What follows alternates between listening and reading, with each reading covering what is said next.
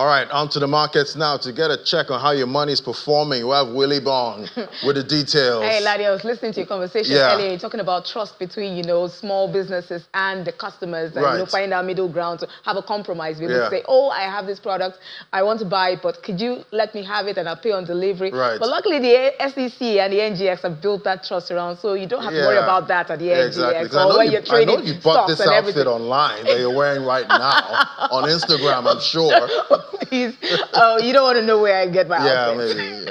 So let's, see how major equities we track in Africa performed at intraday. They were mostly in green territory. Nigeria's NGX was flat at intraday, although in positive territory, 0.01%. We're still holding on to the 106,000 level, and this was because of gains we saw in UBA, we saw gains in GTCO, we also saw gains in MTN Nigeria, and this knocked out the losses seen in Dangote Sugar, Access Holdings, and both of them are being in the red for second day running. Now, this is 2-day running.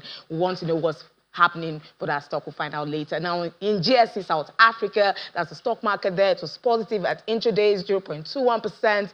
And let's see how Egypt performed at intraday. It was up 0.51%. If we look at that very quickly, Kenya closed yesterday's trading, that's Tuesday's trading, in negative territory. See, 1.14% down. But now let's dive deeper into the activities at the NGX. We saw that major drop yesterday at the NGX, 0.43% down, and that's about 285 billion naira loss.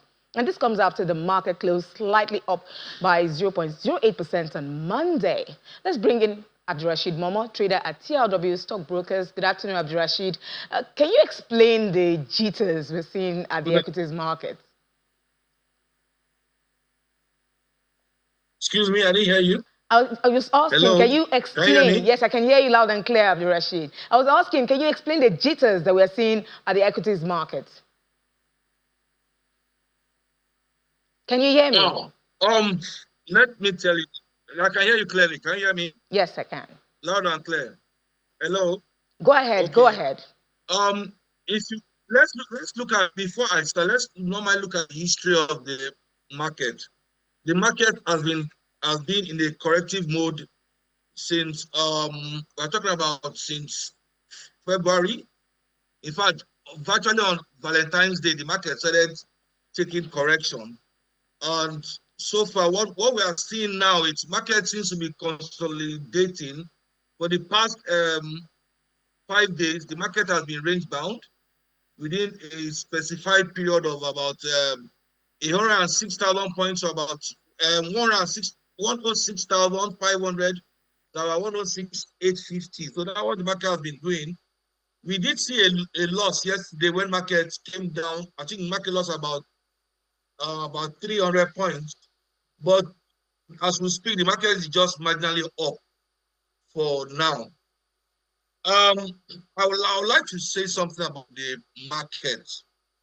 And one thing is that if we compare the index this year and last year, it's like the same story, the same script is being written. The market actually peaked in the period of February, and after that, we didn't see any more rallies again until when the earnings started coming in, the dividend payout. Perhaps that will be what will trigger next rally for the market.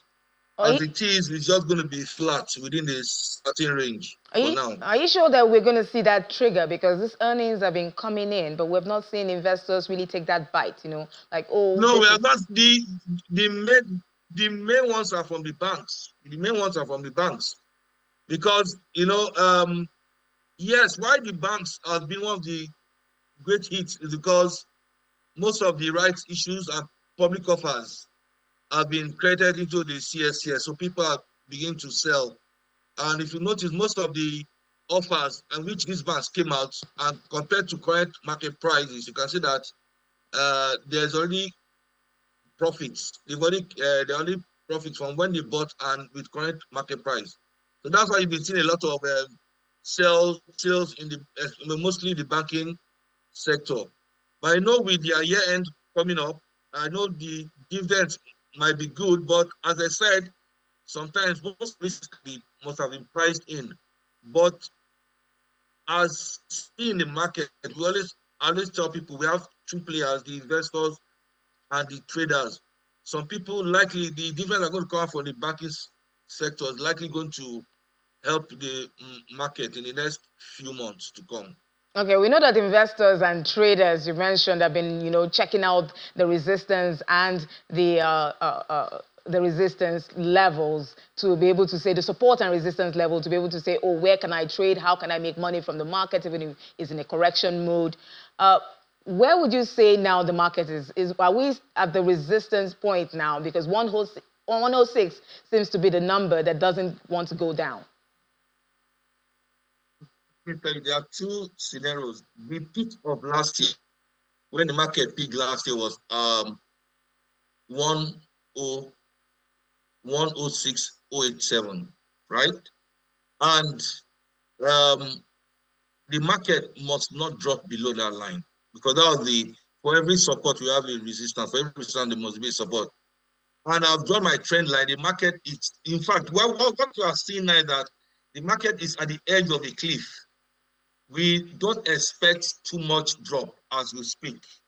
If market goes below that, then that means we're likely to go back to about 105 to about 100,000 points. But I don't see that coming anytime soon. Okay, so how do you see the market closing today, in the green, or would there be a reversal since we are marginally or slightly up now? Still, it's down as we speak now. It's been sitting between marginal about 0.02% down and 0.202% up. As I'm speaking to you now, it's down by 0.02. That's about 23.65 points change. So we're definitely seeing a red close. That's what you're telling us, Mr. Abdurrashid. Yes, it's close, but it's not going to be major. Any major drop now is likely to trigger the index down again. The market is at a cliff as we speak. We need to hold. We need to defend this territory. That's the word to say. We need to defend that line. You know how it is when people start selling. If you like last week, when the market was dropping, it got to an extent everybody started selling. But as it is, we always try to buy in weakness and sell in strength. For the short term, the market is doing lower lows.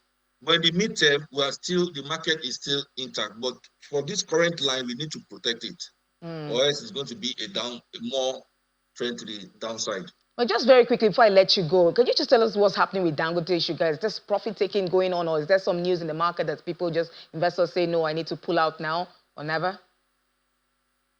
Did you say Dangote Sugar? Yes. Yeah, okay. Dangote Sugar announced the result wasn't too good. No dividend. Well, if it was a negative report. But technically, sorry, I always want to use data.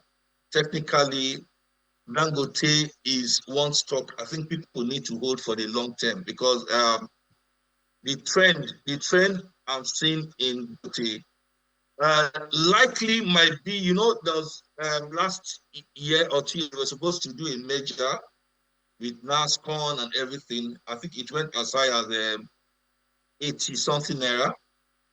That was last year. It went about 80-something naira, and the stock is currently doing. So if we look at it, Dangote is forming a curve to the upside, despite current correction. So technically, I still see Dangote going as, if it breaks about 44, I'm seeing Dangote going to get to about 47 to 51 naira at the end of the day. So I want to notice that it's on the downside, it's actually consolidating, but there's presence of volume. Okay. So there's some investors actually watching this stock. Okay. There's presence of volume. Dangote being traded. I know you're going into your TA now, but I know we'll have time to do more of that some other time. Thank you so much, Mr. Abdurrashid Momo, for your time. Equity trader at TLW Stockbrokers.